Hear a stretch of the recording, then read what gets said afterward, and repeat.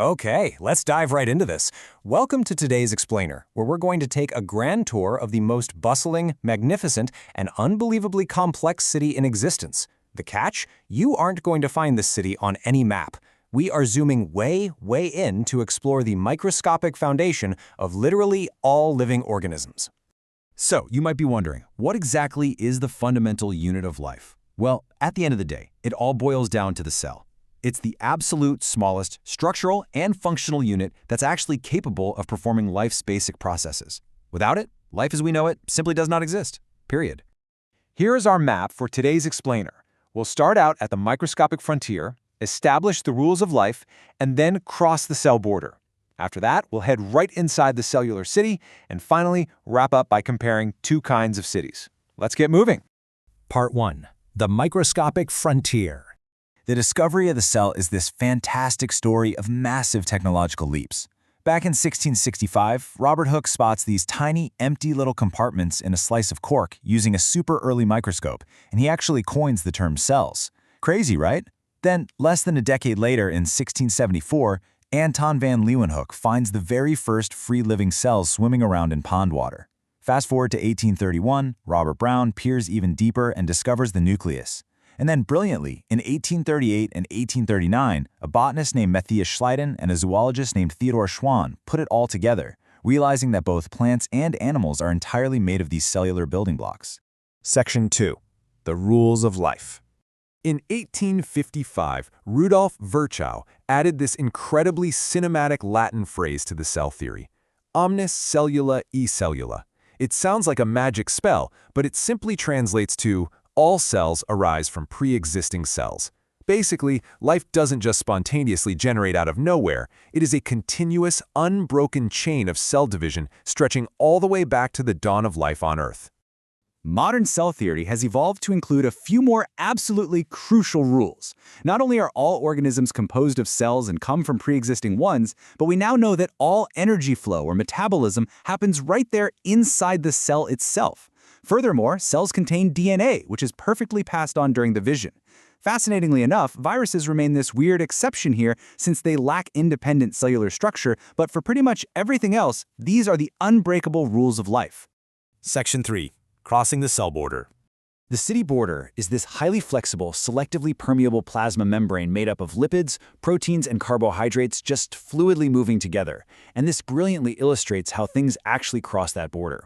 First, we have diffusion, where particles, think gases like carbon dioxide or oxygen, move naturally from an area of high concentration to an area of low concentration.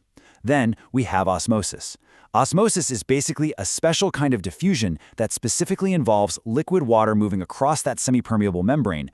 So, what actually happens when you place a cell into different liquid environments? Well, if you drop a cell into a hypotonic solution, meaning there's way more water outside, water rushes in through endosmosis, and the cell swells right up. If the solution is hypertonic, where there's less water outside, exosmosis kicks in. The water rushes out, and the cell shrinks, which is a process called plasmolysis. But if you have an isotonic solution, those concentrations match up perfectly. You get absolutely no net movement of water at all, and the cell stays perfectly stable. All right, Part 4. Inside the cellular city. We've officially crossed the plasma membrane and are now floating around in the cytoplasm. It's this fluid medium where all the cellular infrastructure is suspended. And right here is where we find organelles. These are specialized, membrane-bound cellular components that perform highly essential functions.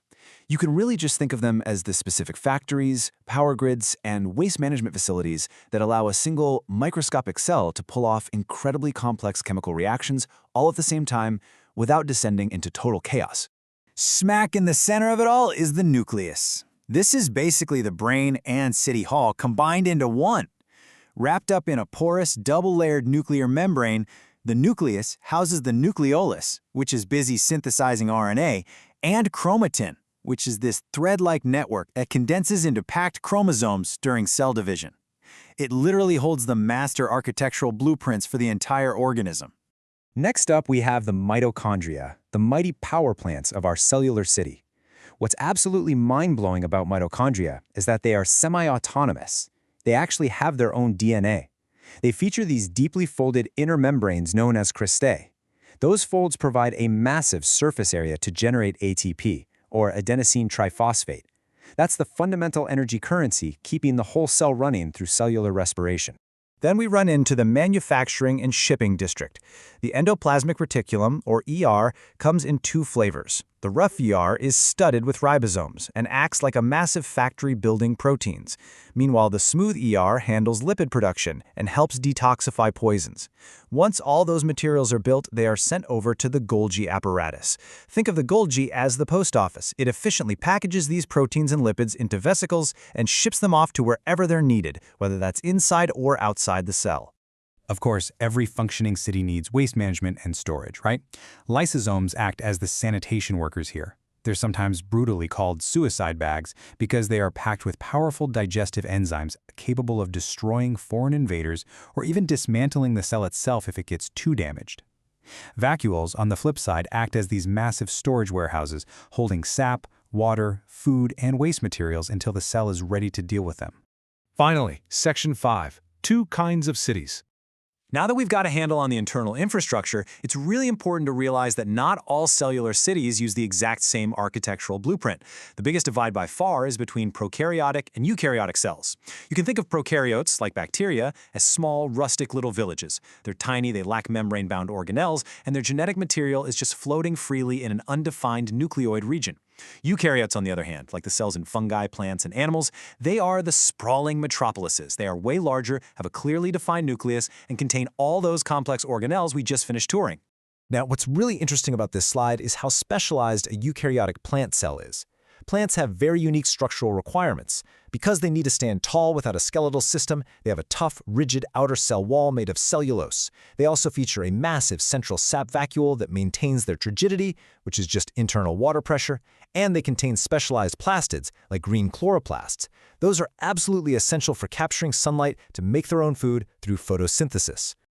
By contrast, take a look at a typical animal cell. Animal cells completely ditch the rigid cell wall, which gives them a ton of flexibility to take on wildly different shapes. They don't have plastids, and instead of one giant central vacuole taking up space, they typically have several much smaller ones scattered around. Uniquely, though, they do contain centrioles, which are specialized microstructures that jump into action specifically to help during cell division.